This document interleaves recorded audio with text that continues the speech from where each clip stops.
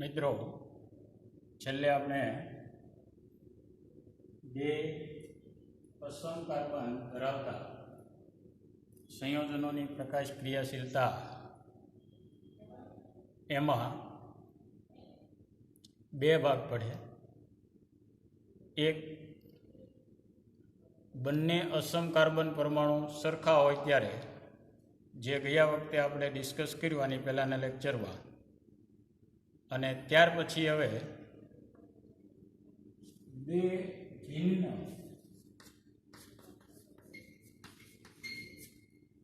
Assam carbon પરમાણુ ધરાવતા સંયોજનોની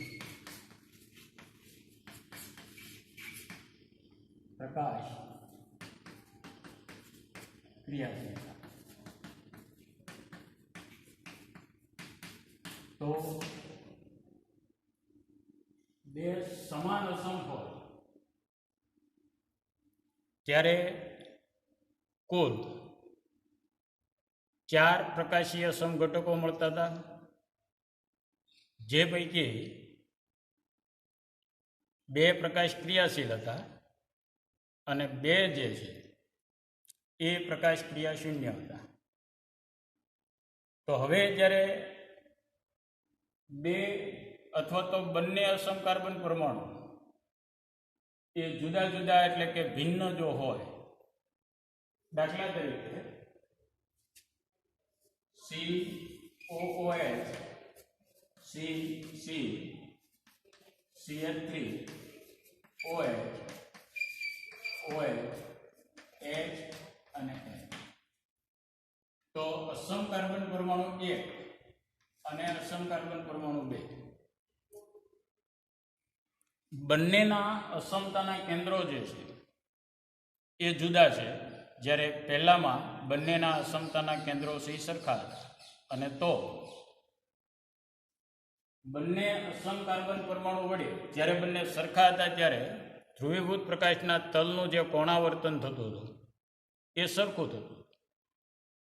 અસમતાનું કેન્દ્ર એટલે શું, તો એ પણ આપણે સમજ્યા કે ભાઈ આ કાર્બન સાથે જોડાયેલા 4 ગ્રુપ, આ કાર્બન સાથે જોડાયેલા 4 ગ્રુપ, તો અહીંયા આગળ જુદું પડે એટલે અસમતાનું કેન્દ્ર બદલ્યું, અને બદલ્યું એટલે બંને વડે થતું ધ્રુવીભૂત પ્રકાશના તલનું કોણાવર્તન છે જુદું જુદું થાય. અને તો ધારો કે અસમ કાર્બન પરમાણુ 1 વડે થતું ધ્રુવીભૂત પ્રકાશના તલનું કોણાવર્તન છે ±a ડિગ્રી હોય, તો બીજા અસમ કાર્બન પરમાણુ વડે થતું ધ્રુવીભૂત પ્રકાશના તલનું કોણાવર્તન છે એ ±a ડિગ્રી સિવાયનું કોઈ પણ મૂલ્ય હોય.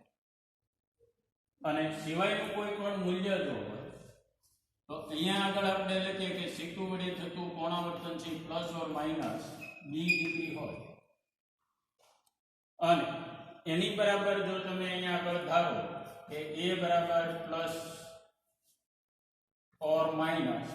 ડિગ્રી અને b બરાબર ±7 ડિગ્રી તમે લ્યો, મૂલ્ય એટલા માટે લીધા કે સમજવામાં સરળતા. તો હવે ગયા વખતે આપણે જોયું હતું કે આના પ્રકાશ ક્રિયાશીલ સમઘટકો કેટલા હોય અને પ્રકાશ ક્રિયા શૂન્ય કેટલા હોય. તો એના કોણાવર્તન જો આપણે લઈએ તો સરળતાથી આપણને ખ્યાલ આવે, અને પછી એના બંધારણ લખીએ. તો અહીંયા આગળ carbon number 1 C1 C2 C1 વડે થતું કોણાવર્તન છે ઘડિયાળના કાંટાની દિશામાં, અને એ જ વખતે C2 વડે પણ ઘડિયાળના કાંટાની દિશામાં, એટલે કે બંને વડે થતું કોણાવર્તન છે એ જો એક જ દિશામાં હોય તો આ જે છે એ આપણે ધાર્યા પ્રમાણે +a ડિગ્રી લઈએ, આને આપણે +b ડિગ્રી કહીએ, અને તો કુલ કોણાવર્તન જે છે એ કેટલું થાય, તો કે +a ડિગ્રી અને +b ડિગ્રી થાય. અને એના જો આપણે મૂલ્યો મૂકીએ તો પ્લસ 5 ડિગ્રી અને પ્લસ 7 ડિગ્રી તો બરાબર પ્લસ 12 ડિગ્રી થાય. હવે એનો સમઘટક જે મળે આપણને તો કે સાદા અરીસામાં મળતું પ્રતિબિંબ, અને સાદા અરીસામાં મળતું પ્રતિબિંબ લ્યો તો અહીંયા આગળ આ C1 એની સાથે C2 કોણાવર્તન જે છે એ અહીંથી વિરુદ્ધ બને, બંને એક જ દિશામાં. તો આ માઇનસ a ડિગ્રી થાય, આ માઇનસ b ડિગ્રી, અને તો કુલ કોણાવર્તન minus a degree minus b degree. એટલે કે અહીંયા આગળ જો આપણે લખીએ તો આ જે કોણાવર્તન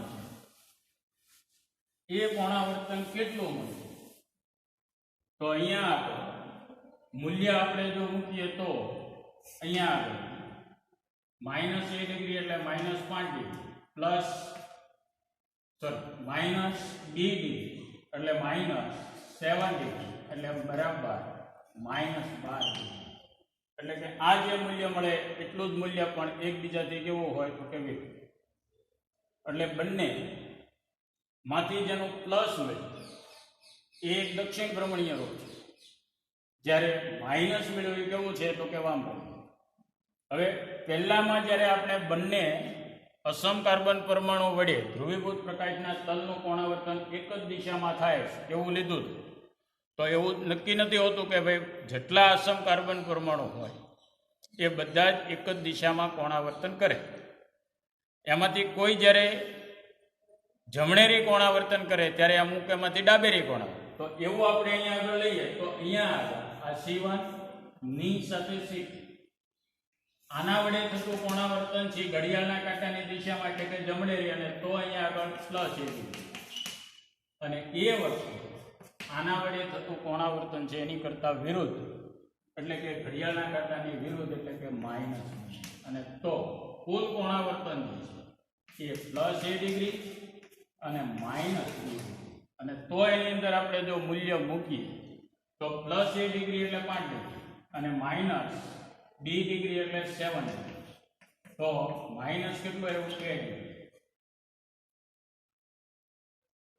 આની કરતા અહીંયા માઇનસ 12 ડિગ્રી છે, અહીંયા આગળ માઇનસ 2 ડિગ્રી, એટલે કે આ બંને સમઘટકો છે એ જુદા હોય તો જ એનું મૂલ્ય જે છે સમઘટકો જુદા, એનો અર્થ એવો થયો કે અવકાશીય ગોઠવણી જે છે એમાં ફેરફાર હોય. અને તો અહીંયા આગળ આનું બીજો જે પ્રકાશીય સમઘટક મળે તો એનું કોણાવર્તન જે છે એ C1 C2, અને તો આ બાજુ આવે એટલે કેવું થશે માઇનસ a ડિગ્રી, અને આ જે છે આ બાજુ આવે એટલે કેવું થશે તો કે પ્લસ b ડિગ્રી, અને તો કુલ કોણાવર્તન જે થયું કયું થયું તો કે minus a degree plus b degree, અને આ જો મૂલ્ય આમાં મૂકીએ તો minus 5 degree plus 7 degree is equal to plus 2 degree. અને તો આ પ્લસ અહીંયા આગળ 12 ડિગ્રી અને અહીંયા આગળ પ્લસ 2 ડિગ્રી, એટલે કે બંને દક્ષિણ ભ્રમણીય રૂપ ખરા પણ કોણાવર્તનના મૂલ્યો છે એ આપણને જુદા જુદા મળે છે. માટે એ કેવા થાય તો કે માટે આ બંને મૂલ્યો જે છે એ એકબીજાથી એની અવકાશીય ગોઠવણી છે જુદી જુદી હોય. હવે આની પછીની કોઈ શક્યતા ખરી તો કે હવે આમાં કોઈ શક્યતા બીજી કોણાવર્તન કરવાની દેખાતી નથી. એટલે 4 સમઘટકો જે છે એ આપણને કેવા મળ્યા તો કે 4 સમઘટકો પ્રકાશ ક્રિયાશીલ મળ્યા.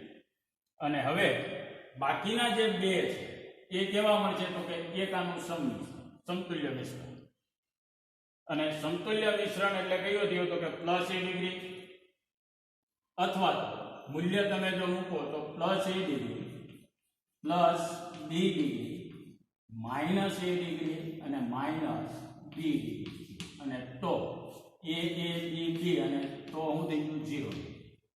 અને તો અહીંયા આગળ આ મૂલ્ય તમે જો મૂકો તો પ્લસ 12 ડિગ્રી અને માઇનસ 12 ડિગ્રી એટલે 0. અને એવી જ રીતે અહીંયા આગળ જો તમે મૂકો તો અહીંયા minus a degree plus a degree minus b degree minus a degree ને પ્લસ b ડિગ્રી, તો plus minus minus plus is equal to 0 degree. અને તો અહીંયા આગળ -2 ડિગ્રી અને +2 ડિગ્રી ઇઝ ઇક્વલ ટુ શું થયું તો કે 0. અને તો આન્સર 0 આવે છે બંનેમાં. પણ 0 કઈ રીતે આવે છે એ અહીંયા આગળ વધારે મહત્વનું છે કે અહીંયા 12 - 12 એટલા માટે મેં અહીંયા આગળ મૂલ્યો ધાર્યા કે ભાઈ a બરાબર 5 ડિગ્રી ધારો અને b બરાબર 7 ડિગ્રી ધારો તો સરળતાથી ખ્યાલ આવે. નહીંતર આ તમે 0 થાય તો અહીંયા સમજણ ના પડે.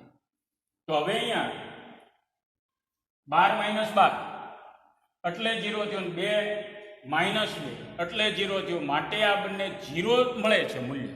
પણ કઈ રીતે 0 થાય છે એ વધારે મહત્વનું. અને બંનેના મૂલ્યો છે એ જુદા જુદા છે માટે એ 0 થાય છે. માટે બંનેની અવકાશીય ગોઠવણી છે કેવી હોય તો કે જુદી જુદી.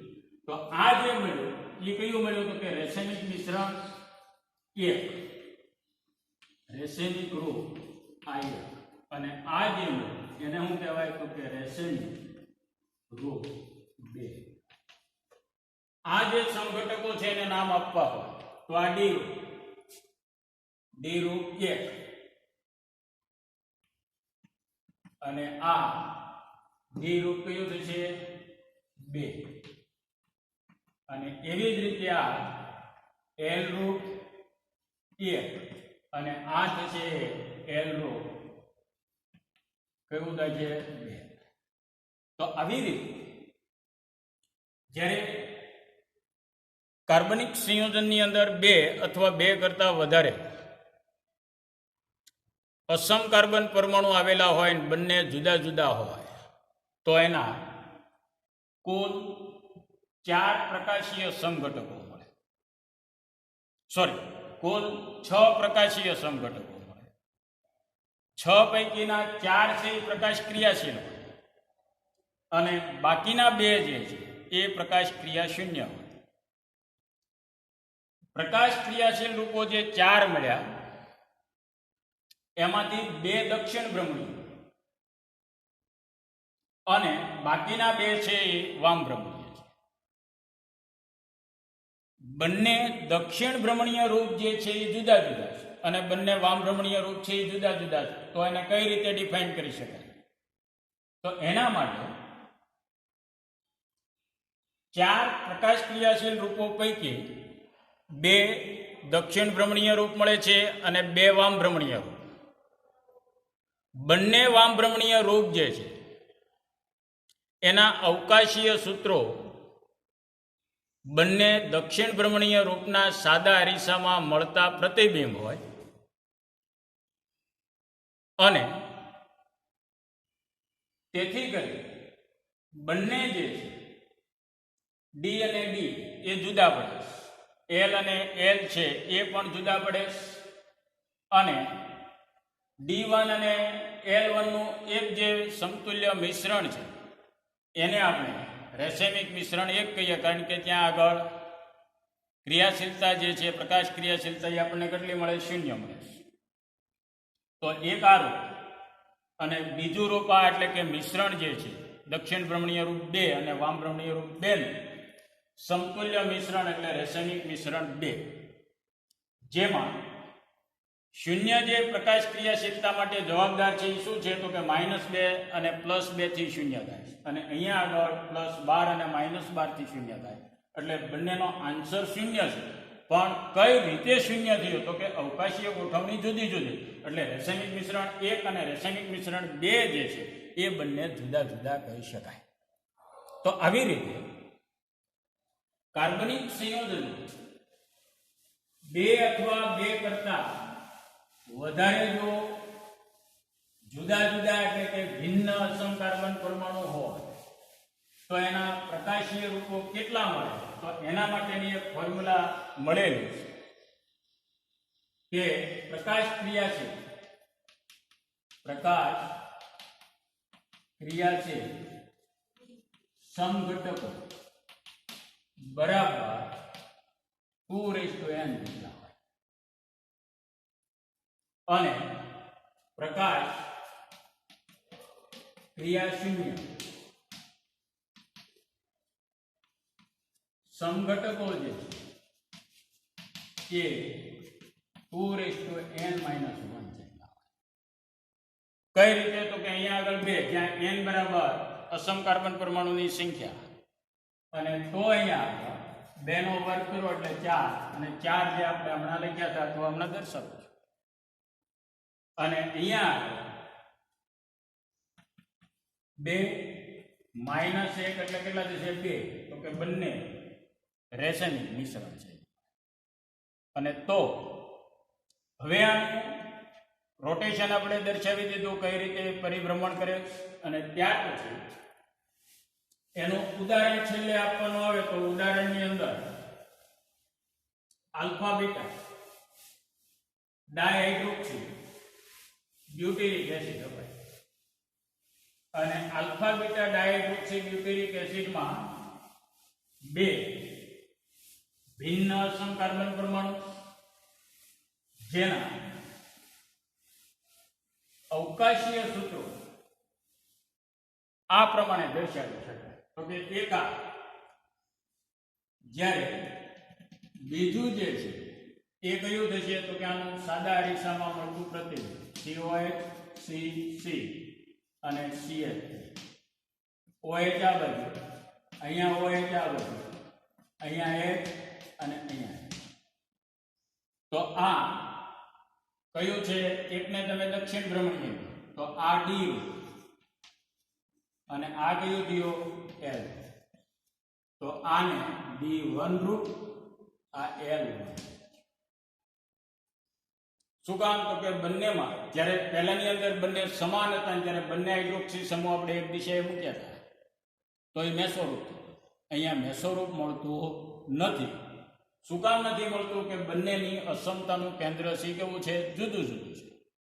તો હવે બીજું ત્રીજું કયું? તો અહીંયા COH, CC, CH3, એકને આ બાજુ રાખો OH અને એક OH ને બદલો.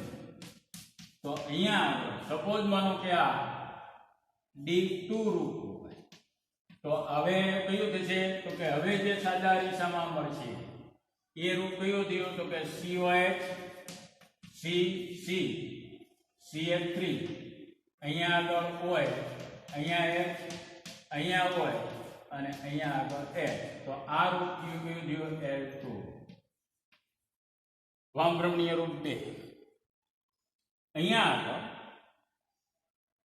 D1 અને D2 સમાન નથી. જો હવે દેખાય, D1 ની અંદર બંને હાઇડ્રોક્સી સમૂહ એક દિશા, જ્યારે અહીંયા આગળ ક્રોસમાં છે. બીજું કે બંને હાઇડ્રોક્સી સમૂહ એક જ દિશાએ હોવા છતાં પણ એનું પરિભ્રમણનું મૂલ્ય છે શૂન્ય થતું નથી. શું કામ નથી થતું? તો કે બંનેનું અસમતાનું કેન્દ્ર જુદું જુદું છે, અને જુદું જુદું છે માટે અસમ કાર્બન નંબર 1 વડે જેટલું પરિભ્રમણ થાય એના કરતા જુદું પરિભ્રમણ છે C2 વડે, એટલે કે કાર્બન નંબર 2 વડે. અને તો અહીંયા આગળથી વચ્ચેથી તમે કાપો તો એ કોણાવર્તન છે શૂન્ય થતું નથી, અથવા તો એની ઉપર બંધ નથી બેસતું. જો આપણે કાલે એવી વાત કરી હતી આની પહેલાના લેક્ચર કે અહીંયા આગળથી કટ કરો તો આ ભાગ નીચે આવે તો અહીંયા આગળ બાકીના બેસશે, પણ અહીંયા આગળ CH3 ઉપર COOH આવે, એટલે આ મેસોરૂપ બનતું નથી. એટલે એ પ્રકાશ ક્રિયાશીલ છે. એટલે આ 4 રૂપો, અને બાકીના 2 કયા? તો કે એક આનું સમતુલ્ય મિશ્રણ અને એક આનું સમતુલ્ય મિશ્રણ. તો આ જે એ દક્ષિણ ભ્રમણીય કયો થયો? Alpha beta dihydroxy butyric acid. આ પણ દક્ષિણ ભ્રમણીય alpha beta dihydroxy butyric acid.